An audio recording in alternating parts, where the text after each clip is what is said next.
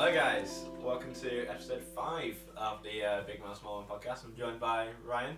No then, mate, how you doing? Not so bad. How about you? I've had better days, mate. I've had better days because of, Monday's result, but we'll gloss over that because I'm trying to stay positive, and it's really hard as a United fan. Posy vibes under Mourinho stewardship. Right? Look, if I don't, it's one of these, if I don't laugh, I'll cry. Yeah, I get you there. Should we crack on with the news? Yeah, what have you been looking at this week? What's your new... Because if I'm honest, I've probably not been as in touch with football news this week as I probably should have been, so... I mean, you kind of want to stay out of football after this last weekend. Honestly, I really didn't want to do this podcast at first. Yeah. Well, we'll go to semi-professional football now, and the Old Firm derby. It's maybe the most contested one in a few years. Yes, quite possibly. It seems the first time Rangers have really emerged out of it for a long time. It's been what, 9 years since it's been a really big Old Firm derby. Like it's there been was like 3 or 4 years where Rangers weren't in the Premiership, wasn't there? Yeah, when they had the... And then they've been rebuilding until now. And now they've got Stevie Gerrard. They've not lost yet as well, Rangers in the league. So this is showing to be maybe a big game. It could be a big game. It's no shock. I mean, the viewers and listeners, won't know, but you know that I'm not a big fan of Scottish football. I couldn't give a toss about Scottish football. In all fact, I've never been mad in Scottish football. You know, every season it's going to be Rangers or Celtic winning it until recently. Well, it's not. It's just Celtic. It's just a boring league. Who really cares about Aberdeen or Hearts? Like one of them team might push and get a Europa League spot. Other than that, it's not. No one really cares much about Scottish football, do they? No, but like you say, this could be the closest Old Firm yet. I mean, only 1 point separate the teams. Celtic have lost the game as well. It's not just an Old Firm derby as well. It's a apprentice versus the master. Old Bull versus the young calf. They're very same. We've got Stevie G and Brendan Rodgers going head to head. I'm quite intrigued by this actually. Yeah, because I think to an extent, like, who would you rather win? Obviously I'd always want Gerrard to win. Like, regardless of my affinity with either football club, like, Gerrard is a Liverpool, isn't he? That's true. Like, you know, like Gerrard's at Rangers on a loan spell as a manager. Like, if Jurgen Klopp stays Liverpool manager for 5 seasons from now and then decides to hang up his glasses, I reckon Stevie G's getting a role. Yeah. Well, I'll wish up 3 years from now Steve Gerrard walks in at Liverpool as the assistant manager. Yeah, it's not. If he has a good stint at Rangers. It's not a good shot. Not a bad shout. Not a bad shout. Yeah. So you're in for Rangers to what? You're not. Rangers. I'd like Rangers to win, and not only just win this game, but obviously, just shake the league up a bit. Yeah, it's a bit more of a change from status quo. Celtic romping it every year, really. Like I do have an affinity for Gerrard, so Rangers topic for me anyway. But like, regardless of that, I just want something to change. Just want a shake up. Yeah, because honestly, it's a boring league. It's why no one's caring about Scottish football right now, because it's the same team winning it. Yeah, I just don't. Honestly, like, I can't explain enough how little I care about Scottish football. The fact that you've brought this as the first news story, mate, you this best be working our way up. I'm building my way up. Right, what else you got for me? Stay standing in the top 2 tiers of English football is getting a little bit closer to coming back. Which big if it happens. Are you a fan of stay standing, or are you not as clued up as you'd like to be to really have an opinion? I'm not as clued up as I'd like to be, but the idea of it is a good idea, I think, because I don't know. I feel like there's not much better than being stood around with your mates at a football match, chanting and singing. Yeah. I don't know. It just feels like people stand at football matches anyway. Yeah. Well, I mean, when enforced seating at the stadiums was introduced due to the Taylor report on the back of Hillsborough, the idea was that people would forget about standing at football matches in 20, 30 years' time, and they haven't. No. And if people still doing it, then we need to find a safe way for them to do it. Yeah, because obviously the stadiums are now not suitable for people to be standing because the way. There's like various stories about people being thrown like 3 rows in front of them and like hurt themselves and stuff like that. And it shouldn't be happening. So we need to find a way to make that not happen. The safe standing seems the right way. A good segue from the old firm actually. Celtic, one of the big clubs that have been doing this for a little while. They have a live restriction. I think maybe 1 to 5,000. Like they managed to like a 50,000 seat stadium. Yeah, so it's obviously small at the moment. It's small, but it's growing. It's kind of like a trial basis, and it's worked really well there. A Liverpool supporters group, Spirit Shankly, did an open seminar committee thing about this a while back, and they had people from like sporting bodies, the fella who runs it within Celtic Park, and people local policing as well. On a panel, like taking questions and stuff like that, and they explained how everything would be working, and obviously they were of the opinion that Liverpool should be one of the forefront clubs in like having a voice about this, which obvious reasons. Yeah, of course, yeah. Like they even spoke to a lot of the families from like the Hillsborough disaster as well, and a lot of them were very on board with the idea of it happening, which is very good, and it's good as well that those people were consulted. Of course. Yeah. No, but, I agree. Yeah, like the idea of safe standing is basically seats that we have it now were basically bars on the back of them. Yeah. So, you know, if I was stood behind you and I'd just get shoved onto a bar and pushed up against it, and I wouldn't like tumble over. Yeah, of course. Yeah, because these seats are about what, shin height. It's so easy to topple over. So easy, yeah. Like if it's under your knee, you go over easily. Yeah. Especially if someone's gangly with me with like a really high centre of gravity, is easy. You're gone. Over. You're gone, mate. You're at the front row with Gaz from the Rose and Crown. Yeah, exactly. So yeah, no, I'd like it to see it trialled at clubs, especially like I like how it's not just Premier League and it's Premier League and Championship, because safe standing at Ellen Road would be. I think it would go down a storm as well. Yeah, somewhere like that. I'm not sure how the legislation is working with like the lower tier clubs like League 1, 2, Conference and such. We'll just have to. That's probably just gonna come like as it works its way, as it trials at the bigger stadiums. Well, it may already like not like things might not apply to the small ones anyway. Yeah, true. Or obviously they trial it at smaller and go bigger, wouldn't they? For obvious reasons. But if it gains momentum and starts to become a thing, then fair play. Yeah, as long as it is guaranteed safety. Then, yeah, because at the end of the day, obviously, supporters need to know that the good entertainment value is like up there, but utmost safety is. And we know this obviously from the football hooliganism in the 80s, and then sort of ultimately with, sadly, the Hillsborough disaster. So we do need to be cautious, but one more mistake. As long as it's police property, because that was the major problem with the Hillsborough disaster. Oh, of course, yeah. So if it's police and like secure properly, then I don't see there being a massive problem, and I think football fans will welcome it as well. Yeah, I think definitely. So I'm all for it. Anyway, let us know in the comments your opinions on safe standing. Yeah, would you like to see it implemented at your club? Yeah, we'll provide website links as well with information regarding this in our information section. Yeah, links in bio. Yes, links in description, not bio. Yeah, very soon. Right, we're gonna go across the other side of the world now. Go on. Yeah, you briefly told me about this earlier. Yeah, but you left it shrouded in mystery a little bit. So go on. What is this? Right. So in the Copa de Libertadores, which is the South American equivalent of the European Champions League, Santos went into the second leg of their tie in the last 16. Yeah. Assuming they would be 0-0 in aggregate at that time. Okay. But the governing body had overturned the first fixture and put them 3-0 down because in the first leg they fielded an ineligible player. Okay. Who hadn't fully served his suspension, which he received 3 years ago in the competition. Right. Okay. And before the game, they Santos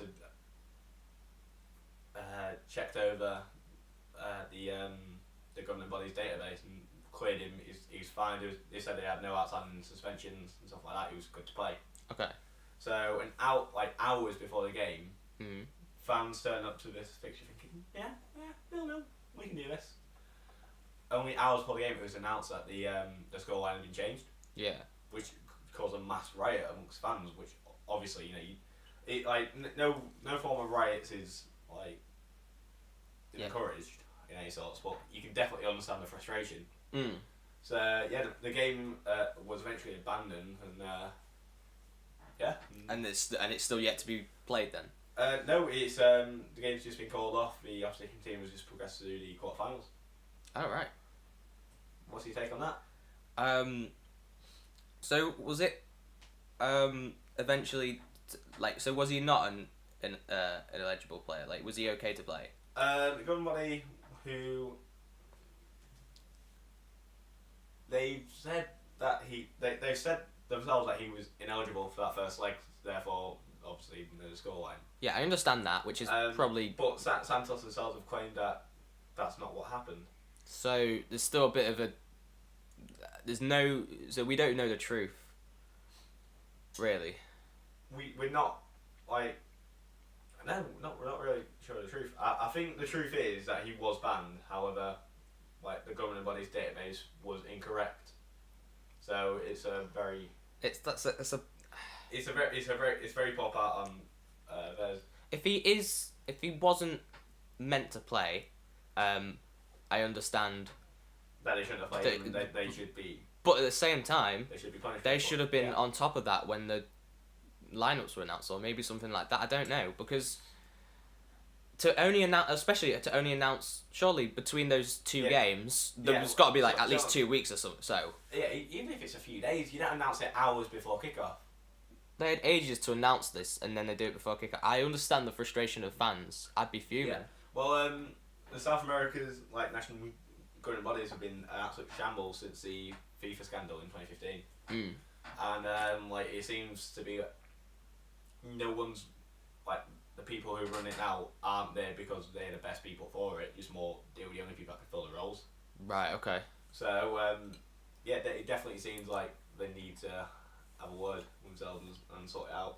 Imagine Liverpool in the Champions League, and they fielded a player who wasn't meant to play, and then hours before your next leg, you found out that you're basically starting 3-0 a 3-0 handicap. I'd be fuming. Especially when this could have been cleared up ages ago. Yeah, I'd definitely assume Liverpool do due diligence on starting these players and stuff like that. But still, if it happened in Champions League, I'd expect UEFA to get the shit together, maybe not do something hours before kickoff. Yeah. You'd assume if say if Fabinho had an outstanding suspension, we played him in a Champions League quarter final. I'd expect basically that night for UEFA to get onto us about it. Yeah, of course. Literally. So that's poor. That's poor organisation, but also it just seems like a whole mess up in general. There's a big mess in South African football at the minute, which is a massive shame. But I think this time's going to heal and it's all going to be fine eventually. But that is a very bad instance of fuck up though, isn't it? It is a fuck up. It's awful, yeah. Right, should we move on to our final big bit of news? Well, what's your final bit of news? We touched on the Spanish games being played abroad last month, didn't we? Well, last week, sorry. Someone doesn't know those times. Yeah, go on. Yeah, last week we touched on that. The captains have all met, and some representatives as well, and they all come out in unison and said if these games are taking place abroad, their Liga players are going on strike. Ooh, hoo, hoo. That's big. That's well big. That is dead bold, and honestly, I back them on that. 100%. I 100% back them on that as well, because they weren't consulted beforehand. They shouldn't have we like I say, we touched on this last week. If it happened over in the Premier League, we'd lose a sense of what that club wouldn't feel like. Wouldn't feel ours. Like our club, yeah. And obviously, I assume fans and maybe the players feel the same as well. And honestly, I applaud them for doing that, and I hope if it does come to that and they do strike, that they're supported and that they're backed as well.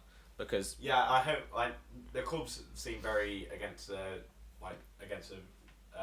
teams being relocated. Well, not teams, the games being relocated. Which obviously you don't want to spend for example, Athletic Madrid have spent like $500 million on a new stadium. And imagine that stadium getting less use now. Yeah. You're fuming. Beautiful stadium by the way as well. So I'd be so angry if like anything happened there. So fair play to the lads in La Liga. Like, well, yeah, just. Yeah, big up that. I think this is going to make La Liga really change their minds as well. Because let's be honest, you can't play games abroad if you don't play them games. No, especially your big players as well. Yeah, like Ramos at the forefront of it. Busquets was there. You know, the big players saying, "No, we're not doing it." Which is fair enough. So shout out to those, to be fair. Yeah, and it wasn't just like Spanish players. It was like Spanish internationals as well. It was like the big boys. Yeah, this isn't. Yeah, this isn't a lad from a midfielder from Girona. This is like some of the. This is a national team captain. Exactly. This is the face of Spain, Spanish football. Like, he is a big deal. He is. So. Plays for the biggest club in Spain. Captains the national sides. Like, yeah, he's doing it. Yeah. So, and this is a guy who's played 14 like top flight football for about 14 years. Scored in 14 seasons, by the way. That's consecutive seasons. I read that the other day. So yeah.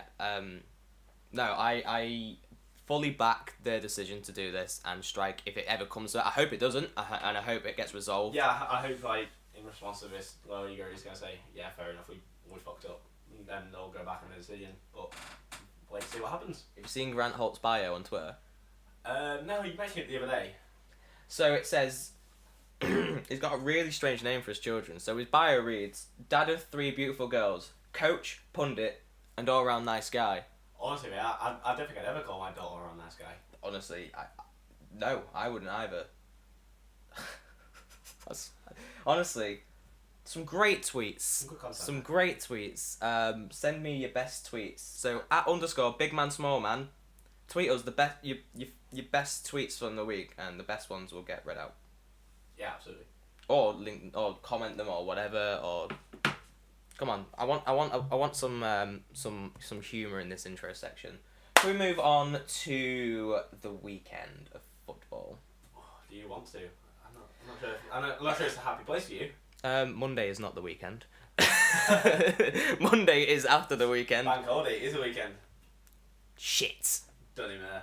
Right, yeah, so we'll go through. We'll start where the weekend started. So Wolves Man City. Right, side note, I watched this game with a cat on me at all times. Amazing. Incredible. Amazing. Wolves won, Man City won. Good game for Wolves. Wolves played very well. There is a shout of VAR in the Premier League with this one. Willy Bolly's goal, definite handball. We can't gloss over that, and VAR would have ruled that out, I think. Yeah, VAR would have sorted it out. But it's not. They deserved it. Wolves definitely deserved the goal. I mean, they had a goal disallowed, and it was it was very, very tight. It was tight, but offside is offside. It was offside, yeah, but it was tight. Wasn't knocking. Man City had a couple good efforts though. Sergio Aguero hit the bar at the end. Aguero had a shot brilliantly saved by Patricio. But also, Neves and Moutinho. They played well in midfield. They're a good midfield. Wolves defended quite resolutely as well. You saw Man City trying to like get through that left channel. Quite a lot, and Ryan Bennett did quality. Ryan Bennett was good. Willy Bolly was good. Just a good defensive performance. Well, not defense. Well, yeah, a good defensive display from Wolves, but also they didn't pace to hit him on the break. Yeah. Wolves didn't sit back and invite pressure. Wolves gave him a game. And what were we saying last week? Yeah, if you give Man City a game, and evidently it paid off for Wolves. I think a 1-1 draw was probably a fair result for that game. Yeah, absolutely. So, and there's no reason Wolves can't do this against lesser teams, and then win. Yeah, bear in mind, Wolves went a goal up as well. They did. They did. And by that point, they could have thought, we'll sit back, but they didn't. They wanted 2 and 3. Yeah. Which is fair enough. Man City, no matter what, Man City are always going to score. Yeah, but so you can't sit on one goal, so fair enough. They played nice. They played nice football. They did play good football. It was exciting to watch. It was an exciting game, and you tweeted even. You was like, Wolves are giving them a game, and they were. Yeah. They really were. So yeah, big up Wolves. It's nice to see teams not sitting back against Man City. Like I say, like you mentioned last week. How frustrated I was with Huddersfield. So yeah, Wolves. I know. I rated it. I rated it highly, and I'm happy. I'm happy for them. Just happy for them. Happy for the Portuguese B team. Yeah. Bournemouth Everton. This was a good match. It was quite action packed, wasn't it? It was quite action packed actually. It's their second 2-2 draw of the season. Yeah. Goal and everything. Goals, red cards. Two red cards. Yeah. Theo Walcott, by the way, who's put 50p in him. Yeah, he's turned up this season. Hasn't He has turned like, up. He was okay like second half last season when he was at Everton, but he's really good. I don't know about. He's got a dead trim though. Oh, he's got an awful haircut. Got dead trim, but maybe that's his secret. That might be it. Aerodynamic. Yeah. Back. It's slick back, isn't it? Doing nothing. We can't really talk about this game without Richarlison. I don't think it was a red card, but I think you're completely wrong. Without saying. Like, he definitely made contact with Smith with his head. There's no doubt about that.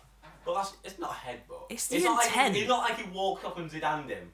No, but yeah, but there's a big thing about football. Is just like, look, here's just pushing against each other, and it's boring. No, but That's it. Like you can't do that in the modern game. You can't, but I feel like it's just a state of like what you're playing at. In fact, I reckon maybe 10 years ago you wouldn't get away with that. 20 years ago you wouldn't get away with that. I just think it's a big farce. If you're doing that, you just look like an idiot. Well, yeah. If you want to if you want to show aggression, like I'm not, by the way, not encouraging anyone to be violent. But if you're going to be aggressive, fucking lamp someone. Yeah. Don't just put your forehead against hers and say, I'm going to do you. I think it's a stupid decision by Richarlison, especially after the great start he's had to the season, and now he's going to miss 3 games. Yeah. Also, side note, if you tweet something saying Richarlison mum and Richarlison dad are going to be upset, get in the sea, because that's actually really good. No, I've seen that tweet so many times. Like Richarlison dad and Richarlison mum are like so proud he's scoring goals. Richarlison daughter? He's only young. I don't think he's got a daughter. He's well young, isn't he? Yeah, he's a son, so his mum and dad might have a daughter. No, I thought you meant like his daughter. Oh yeah, they might have Richarlison's daughter. Yeah. Trying to say young people can't have kids, by the way. I'm just saying that if that's the way he's acting on the football pitch, he might not be totally ready to have a baby. Might not be cut half there, innit? At least not yet. Yeah. But another red in that game, which I don't think was a red. No, even Theo Walcott himself, who was fouled, said, "Nah, probably yellow." Probably was. The last man rule doesn't. No, it's not a thing. And I don't think it was an obvious goal scoring opportunity. I think he still had a little bit of work to do. No, but happens, doesn't it? Really. Yeah, they could have given that either way. Referees sometimes get the call wrong. Oh, of course. So and then the shocking part of that game is Michael Keane's injury after scoring, by the way. Yeah, it's unfortunate. Look, in a dying numbers of the game, and last thing you want when you think the game's almost done is to really get hurt. And so we wish Michael Keane a speedy recovery, a great start to the season as well. I've heard it's only 5 to 6 weeks he's out for anyway, so it's not the biggest problem. He's not in intensive care or anything like that. He's just bed rest basically for him now. Yeah, he's got a massive headache. I bet he has. Honestly, I bet it's nothing like how I felt on Sunday morning. But less said about that, the better. But yeah, a 2-2 draw. Penalty. Penalty was a penalty as well. Yeah, it was definitely a penalty. Bournemouth had a shout for a penalty not long before that as well, where Callum Wilson was shoved in the back. He was shoved and he missed the chance. Took a shot. But let's not forget, Bournemouth did this loads last season where they were behind and then made the ground. They were 2 goals down. They were one of the best clubs last season for points earned from losing positions. And showed it again this season. So Eddie Howe, just try and win. Tremendous character. Brendan Rodgers would be proud. I will jump into another game now. So Southampton 1, Leicester 2. Better result, I reckon. Maybe a last minute winner by Harry Maguire. And that's Slabhead doing it again. And that's look. We've seen Harry Maguire at the World Cup smashing them in with his massive head. With his noggin. But this was outside the box. Outside the box, coming off the left one with his right boot. The ball looked like 2 players on its way in, by the way. Yeah, mad. Came through bodies. Alex McCarthy was sort of unsighted, really. Couldn't see what was going on. But Eat it well. It's not what you expect from. It's not what you expect from your centre half. I think Mark Hughes was saying like, I don't mind the boys send off Harry Maguire 25 yards out. He's not going to score. And then he scores. Yeah. To be fair, like you playing against Leicester, 25 yards out, you don't mind Harry Maguire in the pop. Oh, no, I'm like, the players they've got who can hit it. Damari Gray, Iheanacho might have a good chance from there. James Maddison. By the way, he's been quality, hasn't he? England call up. On the topic of next week's things. Another thing to talk about this game.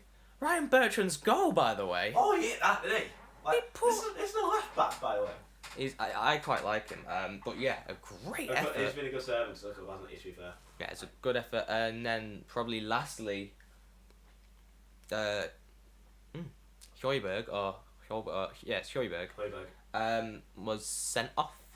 Yeah. 2 yellows. The first one was definite. First one definite yellow for his challenge. And then the second one was a.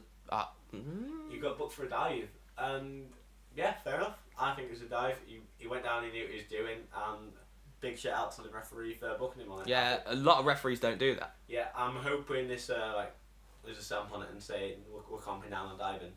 Arsenal. Yeah, Arsenal. Beat West Ham 3-1 at home. I don't think it was a deserved result.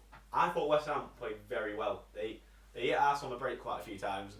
Could have been 3 goals up at one point. Both teams weren't really taking chances, but West Ham had loads of chances. At each end, but West Ham had a lot more. And they should have scored 70 more goals. Like I say, West Ham unlucky. Teams not taking the chances. Unlucky own goal as well. Yeah, very unlucky own goal. Was it a Lacazette? He just thumped the ball and he just turned around, thumped the ball and it hit Diop and kind of went in. So very unlucky. But the big talking point was Ozil missing. Yeah, there was rumours of training on Bussett, wasn't there? He has since put those rumours to bed, but you don't know if that's just him trying to alleviate some of the pressure. Emery said that Ozil was just suffering from a cold and wasn't well enough to play the game, and if that's the case, fair enough. But you do sense that that's just him covering it up and not wanting to display any sort of disruption in the camp. Mm. But rumour has it that Emery told Ozil he wasn't going to start against West Ham and he's sold out of training, basically. Which, to be fair, I would want to start him. Like, he's not turned up in the 2 previous games. So. And also they've won since. Yeah, don't play Ozil and the win. Like, fair enough. The big difference is the opposition. Yeah, of course. But still, like a win's a win, so fair enough. Nice to see Danny Welbeck getting on the score sheet as well. Cool finish. Very good finish. I feel like he should be in contention to start next game. Fair. Yeah, if they're not, if the other lads are scoring. If he comes off the bench and scores, like, you know what, give him a go. Yeah, he does score as well. He's an alright player. He's got a very good goals to mince ratio actually. He's just very unfortunate with injuries. Made of glass, isn't he? Yeah. Huddersfield and Cardiff drew 0-0 in a 3 o'clock kickoff. And now Liverpool-Brighton. Yeah, so Liverpool-Brighton. Not vintage by Liverpool, by no means. No, but still. 3 wins from 3. Alisson looks decent. Saving and with his feet. The little flick. That flick over knockout, I think it was. Yeah. Unreal. Like, the ball came to him, I was like, go on, like, get rid. Like, as long as you clear our half, I'm happy with that. Dinks over him. Honestly. Nobody's business. Sheer audacity to do that. That makes me think of like Messi in the Champions League against Arsenal where he dinks it over Almunia and just taps it in from there. Unreal. They started knocking late on Brighton, but do you think these are the games that Liverpool probably would have drawn last season? I mean, home to Brighton probably not. But then again, like, but the way the performance went. At this stage last season, we drew 1-0 with Burnley. So I meant like the performance-wise, because obviously it wasn't a vintage Liverpool performance. You weren't properly at it. I mean, we hit the bar once. We had a couple of good shots saved. But, like, we played well. We were knocking. Matt Ryan made a couple of good shots, to be fair. But we weren't massively dominant. But I think defensively we were incredible. I think Brighton got the ball into our box like three times in the entire game. And honestly, I'll take that. But Liverpool had good possession. We had a 70% possession. Yeah, it's a lot. And 22 shots. 8 of which are on target, so we probably should hit a target a bit more, but like 1 or 2 shots it would work. Yeah, that's true. But we had more shots on target than Brian had shots altogether. So That's fair enough. That says a lot. Yeah, you were dominant, but like it wasn't. I think it's just because at home you expect Liverpool to thump teams 3 or 4. Oh yeah, absolutely. But still a win, like points are points, aren't they? Wins a win. A win's a win. So you got to be happy with that at the end of the day. 3 wins from 3. Yeah, that's incredible. Yeah. Let's go Chelsea Newcastle. Well, Newcastle versus Chelsea. Sorry, Newcastle the home team. A weird game. It was very weird. Like how long did it take? 70 minutes was it to break their block? It was 76 minutes. It was a typical dogged sort of Rafa Benitez not having sort of the resources, so just trying to say, look, I'm not going to get a point from this game, so I'm not going to 1 point's better than no points kind of thing. And I mean he in this game he did what we criticised Jose Mourinho for doing. But the difference is that Jose Mourinho can have 100 million spent on something, whereas Rafa Benitez has a profit of 20. And it's not even that. Manchester United have some of the best attacking players in the world. Yeah, Newcastle have Hosselu. And Rondon, and it's so. It's not quite the same. But so Chelsea went 1-0 up, but then Newcastle equalised very, very quickly. Yeah, I mean it's kind of a given though, isn't it? I mean it was 7 minutes between the 2 goals. I was thinking, have they just done that smash and grab kind of thing? I thought, nah. Yeah, but obviously Newcastle had to attack when they went goal down, didn't they? Because whether you like it or not, of course, yeah. You're losing, so you need to do something about it, and it did. Hosselu got in, scored. It was crossed by Yedlin as well, wasn't it? But it was a great cross. There was a hint of elbows. That yeah, there was. Ball in, but doesn't matter. Got in, scored. So fair enough. And then later on the game, Yedlin, as the assumed hero, scores a goal. He does, yeah. Unfortunate. Rafa Benitez's team were quite resolute. The possession in Chelsea's favour was ridiculous. I think it's 81% possession for Chelsea. That's ridiculous. But very few of that was then getting the ball in the box. I mean, Chelsea only had 3 shots on target in the entire game. It was a really, really defensive performance, and it was just a strange game to watch. Yeah. I mean, Rudiger hit the bar for 30 yards as well, didn't they? He did. He had a great effort. He Yeah, absolutely thumped it. But yeah, it was a really strange game to watch. I mean, partly Chelsea don't have a good time going away to Newcastle as well. By the way. No. In the last 4 visits to St James Park, they come away with 1 point if we ignore this weekend game. That's big. So 4 points in 5 games at St James Park for Chelsea. It's not a good place for them to go. No, but they got the points. But I think that's just Rafa doing a job in Chelsea, isn't it, in the last couple of seasons? Yeah. We'll move on to Watford, another team who've got 3 wins in 3, by the way. Yeah, I'm happy for Watford because they have played well, but it's just I had them to go down. Why are you doing this to me, Watford? You're an idiot. Roberto Pereira once again does the that snapping shark celebration thing he does. He didn't do a bit, hasn't he? And then Holebas, by the way, Holebas? It's Holebas, isn't it? Yeah. Does a madness. Okay, yeah, it was a cross, but goes in. Yeah. Could have been a red card early on. You saw Zaha targeted almost, didn't you? He was a little bit out of the game. It was good play by the Watford boss to say, look, we need to, mark Zaha out of the game and stop him from doing things, which didn't work anyway because he ended up got a goal, yeah. But still, a red's a red light. He didn't look like he was going for the ball. Went down the back of his shin. Went right down his Achilles, isn't it? So that could have been a horrible injury. That. Yeah, it could have been. Yeah. Well, not used to seeing it. Could have potentially been a career ender. Yeah. But Watford, man, I think they've got Tottenham next. Forgive me if I'm wrong. They do. Yeah. We've got that's good. That'll be a big Spurs game, at home. That's a top of the table clash. It is. Early doors. Yeah. So both teams won all 3 games. Let's go into the next one. It's Fulham 4, by the way. Burnley 2. And Seri's wonder goal. Oh, yeah, You're not saving them, are you? Never saving them. By the way, big shout out to Joe Hart in this game. It's difficult to give kudos to a keeper who concedes 4 goals, but he makes some cracking stops. He did. He did, yeah. Fucking Like, hell. now Mitrovic had a hat-trick twice, one from point-blank range, one he managed to tip onto the post late in the game. Yeah. So- Again, that brings on to Mitro. He's scoring goals. He's always... His record since joining Fulham is the best It's, in the top four in the English divisions. Yeah, since he joined Fulham, he scored 15 goals in top 4 divisions. Which is the same as Mo Same as Salah. Mo Salah, and then after him, Will he scored Grigg. Griggs on 14. So Mitrovic scored 15 goals since he joined Fulham. And he doesn't look like he's stopping. Oh, with his head in the Premier League this season. He's got 3 goals in the Premier League, all with his head. So, good chance for a big man. Another guy who was knocking in this game was Schürrle. He was having shots from... Yeah, he had a bar, he had a couple of good shots saved. So it was good that he finally got his goal. World Cup winner. Obviously bringing a lot of experience to this Fulham side. And He got on a 2 yellow deal as well, so that means he's there for a little bit of time. I think he'll be a good player for them. Yeah, I know.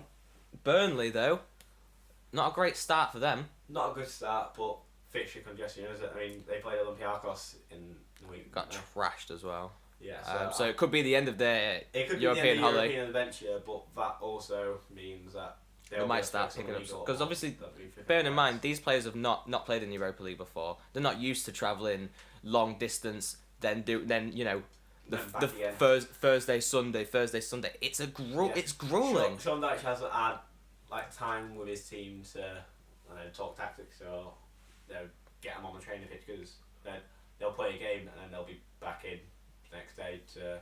It's grueling, and if you haven't got the squad for it, and especially like if you've not done it before, it takes its toll. Yeah, I mean the rule of form is give players 48 hours rest between games, and obviously he's not really been getting the opportunity to do that because it's game, day off, game, day off, game, day off. It's hard, but so we'll have to see if they eventually get into the Europa League because obviously they're 3-1 down in. Obviously got an away goal, but that's not this game. They did score 2 goals in this game, which is positive. Yeah. One from Tarkowski, so Frankie 3 team points. And now we can only talk about. Oh, this is probably the biggest result of the weekend. Can I leave? No. To be fair, I don't think Man United played bad in this game. Neither do I. Okay, so yeah, we're on to Manchester United Spurs. It was 3-0 to Spurs, by the way, at Old Trafford. And actually, after watching that first half, I thought this is one of the best United performances in the world. Maybe not the best United performance, but off the ball they looked very good. They were quick, spirited. They were aggressive, they were pressing high. Yeah, I think it's everything you wanted Man United to do, but it was that defence, wasn't it? Right. What as well? So at the end of the first half, I thought this is a game. This is end-to-end stuff. Yeah. It's really open. It's it's been action-packed. Lukaku should have scored. Yeah. He missed an open goal. You maybe think if he scores that, does it change the game or anything like that? And then you come into the second half, and Spurs hit us with admittedly a fantastic header by Harry Kane, looping. Okay, yeah, Jones could have been at fault. Harry Kane loses him, but it's still a great header at the end of the day, and fantastic. And they're in. And then can we talk about United's tactics for a minute? What was the formation? Well, I saw this team announced, and I thought I'm going to read this out. So if I say David Lahea in net, get Jones and Smalling. It's centre backs. Yeah, I think that's 2 centre halves. Valencia and Shaw, 2 fullbacks. So you got 4. Yeah. You then got Pogba, Fred, Matic, Lingard, maybe a 5 midfield, and Herrera. So maybe a 5 midfield with like 2 of them dropping deep. So if Herrera and Matic sitting deep, then Fred alongside Pogba maybe, and Lingard playing just off Lukaku. That's what I thought. But Herrera was like he was playing the right side centre half. He really was basically playing what Aspilicueta was playing for Chelsea. Yeah, it was interested by Jose. And at the first half, I thought, has he done a madness? Yeah. And then turned out not. So Lucas Moura got 2 goals that game. It was interesting. I thought for a second he might have outfought Pochettino, maybe done him tactically, but not to be. Not the case. So like I said, Lucas Moura got 2 goals. He was on fire, by the way. He looks good. Yeah, he's really got into the Spurs system. He's done well stepping in the place of Son. Yeah. Is it trouble for Jose Mourinho, do you think? And what's going on at United? What like? No, because like in his like post-match press conference, it seemed like a man who's really like being really scrutinised on the pressure and stuff like that. But You know, did you also watch his post-match interview? well, Because he looked very calm, very like, yeah, our team's doing well, we're doing all right things. Like, there's a big contrast between them. no. The thing is, right? So you've seen the last probably 20 seconds of the press conference where it's like you mean basically the entire press conference? No. That was only last like what 130 seconds, was it? Something like that. No. So I saw the press conference. So is that bit where he's like 3-0. You know what? There's 3 Premier League titles more than the other coaches. But before that, he was talking about how if United play a certain style, so you know what we'd call the Jose Mourinho style or whatever, a bit defensive, and win, you scrutinise him. If he plays really, aggressive football how he did, and loses, you scrutinise him. What he's saying is, there's no way you can win. Is it like a style over substance type thing? And honestly, I agree with him because at the end of the day, I think we'd rather win. No, I agree. I feel like he played the right sort of football. I just don't think he's got the team to do it. His team still didn't win. Like that's the bottom line. Like no matter what, you're Manchester United. You're one of the biggest clubs in England, if not world football. You should be definitely winning a home game, or at least drawing it. Like, fair enough. Spurs are another big side, so maybe drawing it. And if you're losing, you're not getting thumped 3-0. No, like they still do like they played a lot more attacking and aggressive game, which is great. But they have very good attacking players who, in theory, should perform better. It's such a strange game. Lukaku's in the top 5 out and out strikers in the league. Yeah. You got Paul Pogba, who might have broken a world record to sign. Yeah. Fred, who signed for 40-something million. Matic. Luke Shaw, who played very well. Yeah, actually, Luke Shaw did play well. What season? He's starting the season well. He's starting the season brilliant. I think he deserves England call-up. Valencia, just... It's Valencia, isn't it? A standard average points on Valencia, but that's not a bad thing. He's just very steady. He's very steady. Fred actually looked quite excited. He looked alright. He was getting a bit more box to box, wasn't he? I think he gives our midfield a bit of a dimension that we probably didn't have before. Lingard looked alright. Off the pace a little bit, but still, but I guess he's still might be a little bit unfit. But maybe that's no real excuse when Spurs had the most players in the World Cup without say use anyone else. Yeah. So it's frustrating. I really enjoyed the first half, and I thought, we're gonna, we can kick on from this, and it just didn't happen. The 50th minute came, they score again within like 2 minutes, and once that happens, you feel like United were just a bit deflated. Yeah, and to be fair, we still went at them in the second half. We just couldn't score. It was a good display. It's just need better defenders. I feel like it's a personnel problem more than anything else. It's really frustrating. So with the thing is, like in Mourinho's time, he's bought 2 centre backs. He's bought 2 centre halves. Didn't play either of them. But they were really bad last week together. They were, but this begs a question because to be fair, like other managers have done it. I mean, Pep Guardiola bought Claudio Bravo. And then bought Edison next season. Realised he fucked up, bought Edison. Same with Karius. Jurgen Klopp bought Karius. Realised he fucked up. 2 seasons later, bought Alisson. And I think we probably jump on it a little bit more because is it Jose Mourinho? I know it's Jose who's like very easy to pick on, and it's Man United who. He's also easy to pick on.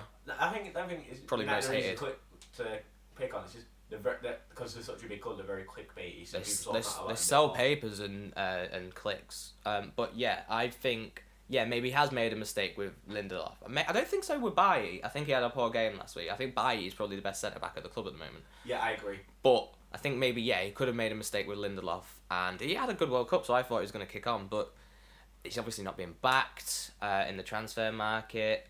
Something to do with probably Ed Woodward. But that's a conversation for another time. I could rant on all day about that, but I think that is a conversation for another time. But weren't at it. Weren't clinical. Spurs were clinical. It's the worst start since the first year the Premier League started for United. That's big. Something's got to change. We've got Burnley away on Sunday. When I did my predictions for the the unnamed bookmakers challenge. By the way, I couldn't pick the United Birmingham game. It took me a while. Same. I think that was the hardest game on the fixture list for me to predict. Well, that was the last game, so should we go on to the unnamed bookmakers challenge? Yes, so let's start the unnamed bookmakers challenge now. So, I've tied up my results from last minute. I'm so on it this time because I've not tied up my results, so... I know you were on 14. I was on 14, so let's go through the points I got. So... I've already tied mine up, mate. I had a stormer, by the way. So last Spoilers. week, I had Man City to beat Wolves, didn't happen. Didn't I had happen. Arsenal to beat West Ham, so I got 1. I had Huddersfield to beat Cardiff, didn't happen, so I'm still on 1. I had Fulham Burnley to be a draw, so I'm still on 1. Yeah. I had Watford Palace to be a draw, so I'm still on 1. Yeah. I had Bournemouth Everton to be a draw, so I'm on 2. Yeah. I had Man United Tottenham to be a ball draw, so I'm still on 2. Yeah. I had Southampton Leicester to be a draw, so I'm still on 2. Yeah. I had Chelsea to beat Newcastle, so You had Liverpool to win. 3, and I had Liverpool to win, so I'm 1. I ended up with 4, so that puts me on 18. You ready for this? I'm ready. So I had Man City to beat Wolves, so okay, that didn't happen. So I had Arsenal to win. Yeah. Happened. I had Huddersfield Cardiff draw. Happened. Yeah. I had Fulham to beat Burnley.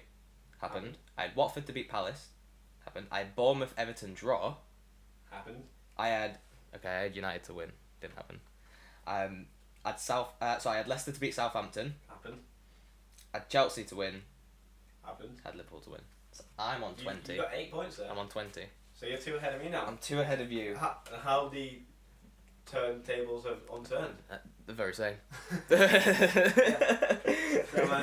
So yeah, I'm currently in the lead of the unnamed bookmakers challenge. So 2018, is that now? what?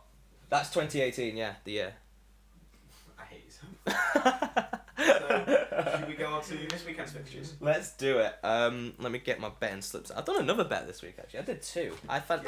I've done the one from like obscure fixtures as well. But let's talk about Yeah, I'm not going to talk about my other one, but I'm just saying, if I'm in the money next week, we're going out. Yeah. Let's go through the Premier League fixtures. So, right. In the opening game of the weekend, I have Liverpool to beat Leicester. I have Liverpool to beat Leicester. Yeah, we reckon Leicester still without Vardy. I haven't actually done my scores. Oh, and I've not got a score prediction first. Okay. But yeah, I've got Liverpool to beat Leicester away. I think they've started the season well, and they can only build on it. Yeah. Leicester without Vardy, okay, they didn't need Vardy at the weekend, but they were playing much weaker opposition. Yeah, well, Vardy's always been our Achilles heel, hasn't he? Because like Liverpool play with quite a high line, and obviously you can exploit that. Vardy's pace exploits it all the time, and especially with Mahrez's passing ability as well. You used to always pick him out, but so without Vardy exploiting that and without Mahrez being there now to feed them balls, I feel like Liverpool are going to play a lot better. And even if them balls are played, we've got a keeper now who I'm a lot more confident he's going to sweep well. Yeah, and also when he gets... And to be fair, a more athletic back line, because Yeah. Van Dijk's not slow, and Joe Gomez is quick. By the way, been really impressed with Joe Gomez. He's been caught. I reckon he deserves England caught up, but we'll talk about that next week. We'll talk about that next week, but I agree. He's been caught like all last season. I wanted to see him play alongside Van Dijk at centre half, but I understood that obviously with Klein being out for most of this last season, he was going to fill in right back quite a lot with Trent. But now he's now we're back to full strength almost once that back for. I reckon keep Joe Gomez there. Why wouldn't you? We've not conceded a goal yet this season. I don't see any reason why we should change it. Yeah. Back four solid. Back five really is unreal right now. Unreal. Unreal. But yeah, Joe Gomez is athletic enough to cover and knows wide areas if Trent Alexander-Arnold He's bombing up the field, yeah. Yeah. Yeah. I've got a Liverpool win. I've got a Liverpool win for that as well. Brighton Fulham. This is Fulham away from home at Brighton.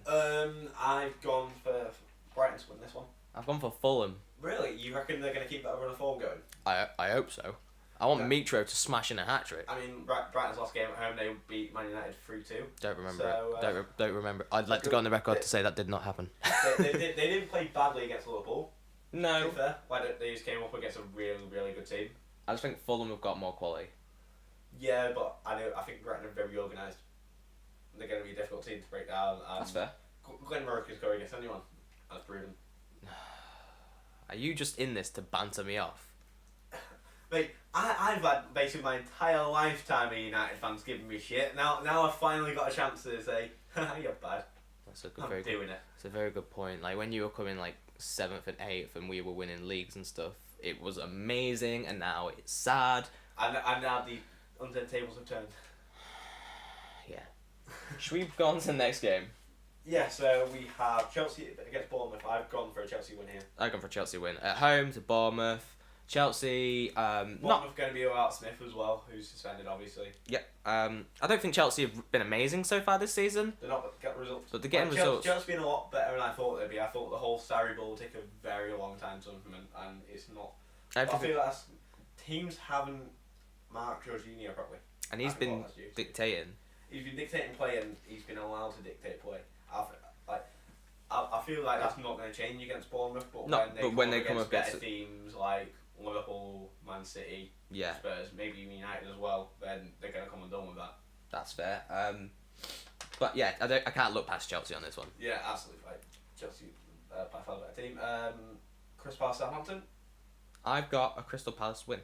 Yeah, same. Southampton have looked garbage this season, to be fair. They've not looked great. A shadow of their 2013 selves. Yeah, like they're just like I used to think of Southampton as like always pushing top half. Yeah, I thought Southampton was a team that's comfortably 10th, pushing through Europa League spot. Yeah, but now they just, especially with Mark Hughes, it just doesn't look positive. I think Mark Hughes is it work you get him to steady the ship, but you don't give him as the second season. Like West Ham with Moyes. Okay, maybe now that's looking like a stupid idea, but I would have at the end of last season. I'd have got rid of Moyes. Yeah. Like, I don't think they made a bad decision getting Pellegrini in. No, I just think it's not going to work. But yeah, I've gone Crystal Palace. I think in the games they've played, they've looked good. Okay, they came up against a good Watford side, but they're away. They played well against Liverpool. They've got some great players in there. Max Meyer looks like a real tasty one if he can sort his attitude out. Obviously, wanted all this money. Zaha, obviously, world beater. It's strikers that worry me at Palace. Yeah. If they can get someone up front scoring. Yeah, I mean Benteke's not been on it since he signed there. But there's a couple of instances last season where it was Townsend and Zaha playing. Yeah, so I won't be shocked if that was the case in this game. Everton versus Huddersfield. Everton win. I think I've got an Everton win, even without Richarlison, who's been in scintillating form. Everton still scored 2 goals without him on the pitch. Yeah. And I think this will carry on. Walcott could really it's time to shine. Who's fitting on that left hand side for Everton now? Who do you reckon? Who do they even have in their ranks now? Who plays on the left? Well, obviously the part of their front three is going to be. It's going to be Tosun, Sigurdsson, and Walcott. I like to see Dominic Calvert-Lewin play. Yeah, Calvert-Lewin could play. I'm not too sure. He could play. I don't think there's any news about him being on the place. I'd like to see him get a run out up there. They could play maybe a slightly different system. Bernard. Oh yeah, they've got him. They signed him. Of course, yeah.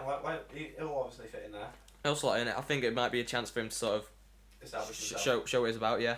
But yeah, I can't look past Everton. Huddersfield obviously look like they're doomed for relegation already, and it's shocking to say, but I just don't see it. Yeah, they're gonna be down. And I think Everton have got too much quality. Yeah, so I can see Yerry Mina getting his debut as well now since Michael Keane's out. Yeah, about time. Yeah, Jack Ilk is back now as well, isn't he? Depends. He missed 2 games. So is he back now?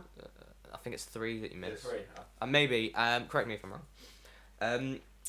West Ham Wolves at London. Wolves. At London. I've got Wolves as well. Away from home. Wolves in very good form. West Ham were good against Arsenal though, but I feel like depends which West Ham turn up, doesn't it? Yeah, but I feel like that can still be very demoralising for West Ham. Imagine playing really well but still losing. That can really knock it out. Yeah. It can, and Wolves I think just look fantastic. Yeah, Wolves been quality. I feel like if they put in anywhere near the performance they did against City, they're going to troll West Ham big time. Yeah, especially West Ham would go 4 games without a point. That's unreal. I think we're both going to have the next one as Man City to beat Newcastle. Oh yeah, absolutely. Newcastle could do what they did against Chelsea and frustrate them, but it's very this hard is now to do that in a away game. Especially at the Etihad. And don't forget, Man City they've had teams sitting back against them all last season and know how to crack that. I think this is going to be... Man City's problem is teams coming at them. This might actually be the time to put Aguero back as your captain on fantasy teams. Not that shout. Because I moved Salah to it. Yeah, I was supposed to make Salah and maybe last now week. Liverpool away, maybe it might not be as emphatic. We'll see. I think that might be a good shout, so that's my tip of the week. Cardiff versus Arsenal. I've gone for Arsenal because Cardiff look garbage, even away from home. I don't think Cardiff are going to score. I honestly can see I that. won't be shocked if it's 3-0 Arsenal. Yeah. But it's still good. But then again, Arsenal have had a history of getting bullied by teams. Yeah. Like physically superior teams. So I'll be dead interested to see... it's going to be interesting seeing a really garbage attack up against a garbage defence. It is. If Cardiff score, I reckon it'll be through a set piece. Yeah. Pen or something like that as well. Yeah. But yeah, I've got Arsenal to win away from home. This is you said the hard one. Burnley, Man U. Yeah. Burnley haven't been great. Neither at Man United. The only thing that really swung this in my way for Man United to get the win was Burnley's fixture congestion. Because they've got a must-win game now in midweek. That's true. Yeah. I didn't think about that. Sugar. You got a draw, didn't you? I have gone for a draw. Yeah. If it was at Old Trafford, it'd be guaranteed Man United win. But like Burnley being at home was what made me think, I don't know. Yeah. Honestly, I looked at it and I was thinking, I'm going with my head this time. I just don't think we look good. I think if United don't win this game, then it's a crisis. Agreed. I think this is a must-win game. It's a struggling Burnley team. Yeah, I completely agree with you. If it was, eyes are on Josie on Sunday. If this was the Burnley last season, you'd be like, and Burnley nick a 1-0 win, it's like, yeah, not fair enough. Yeah, we drew 2-2 with them last season. I think in this fixture. Yes, yeah, this one is a must win for United. 100%. And that leaves us with Watford Tottenham, which is now a top of the table clash. Mad. Watford doing bits, by the way. Doing bits they have really impressed me, to be fair. At Vicarage Road, but I have gone for a Tottenham win. Yeah, same here. They look really good. Actually, they do look really good. But I don't feel like they performed incredibly well. They defended well, but they have got a solid back line. But it was just like I can't see Watford breaking them down, to be honest with you. No, But I reckon Vicarage Road is going to be bouncing. There's a lot of buzz around Watford at the minute. Yeah. So, Man like Gracia. Man like Gracia, by the way. Who is he? Never heard of him. I've never heard of him. Oh, he's like a PE teacher. He's come out and be like, oh, that's how we're doing it. Yeah, it's how we're doing it. 4-4-2. No. But yeah, I've gone for a Tottenham win. But if Watford do it, I'll be buzzing. It'll be a Spurs win. I reckon Watford are going to get really rough with them. I reckon it's going to be like a 3-1 Troy win. Deeney's going to be a good player to have in this game. Yeah. He's going to rough up Vertonghen and Alderweireld quite well. I'll wind them up. He will. Get him in a monk. I won't be shocked if someone from Spurs defence got a red card. Personally. Ooh, don't put Spurs defenders in your fantasy team. Yeah, no, if it was me, I'd play Jordanini out wide. Interesting. I feel like just because if you bully any of the Spurs defenders, Alaba, Vertonghen, or Sanchez, I don't know why he wasn't fit. He might not be fit, but they're all big lads who can hold their own. But if you get a rough line like Troy Deeney on Trippier or Rose or Ben Davies, whichever one of them two starts. Or Aurier. Yeah, Aurier. Aurier, I think might have a bit more about him. He's quite a volatile player though. Yeah. I reckon. It'd be it might make him make some rash challenges or something like that. Yeah. If Aurier gets sent off. I won't be surprised if Troy Deeney would just a bit rush someone up on that back line and it got a bit feisty. Feisty. So, but this is definitely going to be a Spurs win. You definitely. Ooh. I mean, I've genuinely put money on it. How much do you get back from your ACCA? From my £1, which I put on my ACCA of my unnamed bookmakers challenge. Mm-hmm. Please sponsor us. I get £107.71. I get £358.78 from mine, and I believe that is probably because I put a Burnley draw on with Man U. From £1, by the way. What's the odds on your Burnley one? Man United to win is 20 to 11. This is 27 to 10.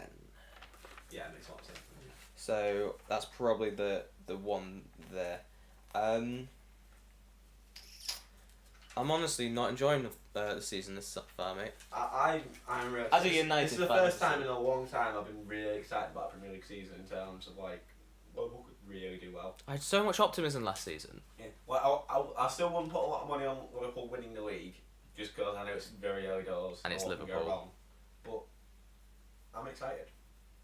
I'm really excited. It must be great having optimism about your club. Yeah, like you never had that 10 years ago. I was a When Bang. you were when you That's had 15. Fergie and you was winning leagues left, right, and centre, and it was me like thinking, oh come on, don't get Robertson. Yeah, no, I agree.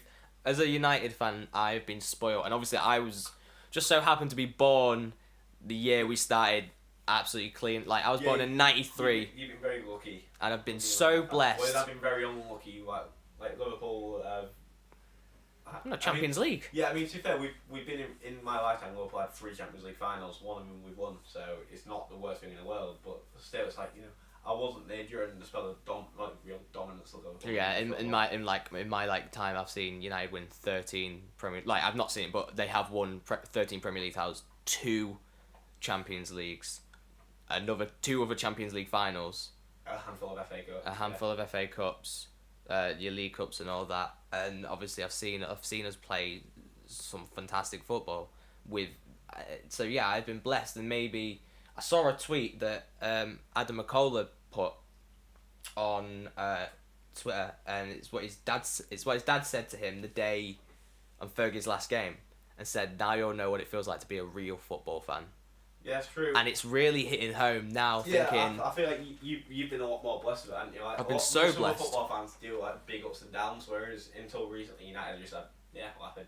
if you do have any other ideas for the Unnamed Bookmakers Challenge forfeit, please send them our way, either in the comments below or on Twitter at _BigManSmallMan. I'm currently leading. Can't wait to see Mike in a United shirt if that does become the deal. Send me your favourite tweets. Again. Yeah, absolutely. Send us, honestly. I like reading funny tweets, and if I find any funny ones, mate, I'll put them on. I'll retweet them on our Twitter. And I'll talk about them next week. For our Twitter at _BigManSmallMan, by the way. Yeah. Oh, before we end, who's done bits this week? Who's done bits? Who's done bits this week? Who has done bits this week? I've got the chap at Allison. Yeah. Composed, ball at his feet, made a couple of good saves as well. Dinked that ball over knockout. We've got Lucas Moura maybe, banging a couple goals. Lucas Moura is a good shout. Again,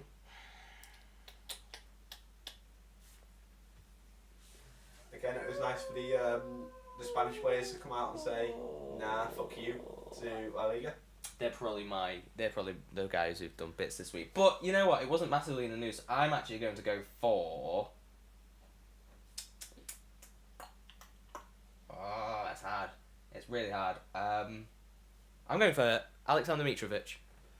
That's not bad shout. I'm going for Goals. Mitrovic. Could have got a hat trick as well. Technically got an assist for that Schürrle goal. Yeah, so I'm going to go for. Was saved by Joe Hart with Schürrle palms on. Yeah, so I'm going to go for Mitrovic. I'll go for. I'm gonna go for Alisson. I'm gonna be biased as fuck. I don't care. It's just nice to see him Liverpool keeper. That's not shaky. Do you know who else is my winner this week? Football. Well. In fact, no. This is no. Never mind. No. Who's your loser of the week? Is it Mourinho again? No, I don't think it is. I feel like Mourinho. Got it right. His tactics were right. I feel like it was a whole new sort of. Would you say it's the a whole new mentality defense? from him with that? I'm gonna go Phil Jones, loser of the week. Yeah, that's a fair shout. A push, I might say Richarlison. Maybe Richarlison. No, it's everyone who had Richarlison in their dream team. Everyone who has Richarlison in their dream team. Everyone who thought, Richarlison, he's bagged 2 games in a row. I'll put him in my dream team. He was bagging. And then, like me, and then I put him in my dream team and he gets a red card. And loses 2 points. Do you know who my loser of the week is? And this is not football related. Everyone who paid good money to watch the KSI Logan Paul fight. Yeah. That reminded me of that episode of South Park where Jesus has a fight with Satan. and obviously everyone bets on Satan to win, and then he alone bets on Jesus to win, and then he throws the fight. So yeah, but do you know who ultimately is the winners in that scenario? It's KSI and Logan Paul. Oh, they've made their money. And they're gonna have a rematch. And have you ever seen SpongeBob the movie? Yes, of course I have. Do you know when they open the Krusty Krab 2? Yeah. It's right next door. And it's right Money. next to me. Yes. Why did you want a rematch? Money. Hello, I like money. No, that is it. So yeah, everyone. So Phil Jones, Richarlison, everyone who put Richarlison in the dream team, and everyone who paid money to watch KSI, Logan Paul fight each other, despite not being actual boxers. Yeah, imagine there being actual boxers in the world who can't sell out. Manchester Arena. Yeah. Like, and then you got KSI, Logan Paul, who are just two lads who chat shit behind the camera, and Yeah. they sell out Manchester Arena. It's mad. It's mad. So, yeah. No one went to that. No one went to that to watch boxing skill. They wanted to see who's the hardest kid in the playground. It's true. That's good. I like that. Like, YouTubers fighting is the equivalent of like school fights in the playground. Yeah, you're probably right. So why are YouTubers fighting?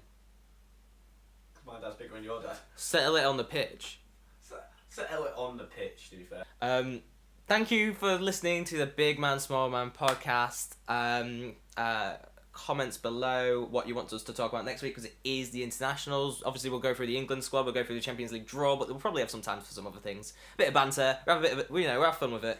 This makes you aren't we, all of us? Yeah, let's have fun with it. Let's have a brew. Let's have a beer. Let's talk, good content, and just see you in the showers. No, that's weird. No, that's weird. See you on the pitch, lads. Oh. See you in the dugout. What he said. See you there.